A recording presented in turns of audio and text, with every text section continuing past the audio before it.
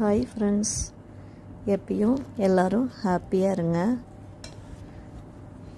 இன்றைக்கி ஸ்கூலுக்கு குட்டீஸ் ஒரு மஷ்ரூம் ஃப்ரை கேட்டாங்க. அதான் இன்றைக்கி செய்ய போகிறோம்.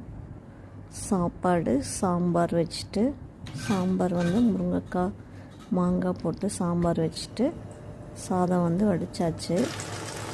மஷ்ரூம் நல்லா கழுவிட்டு குட்டி குட்டியாக கட் பண்ணி வச்சுக்கலாம்.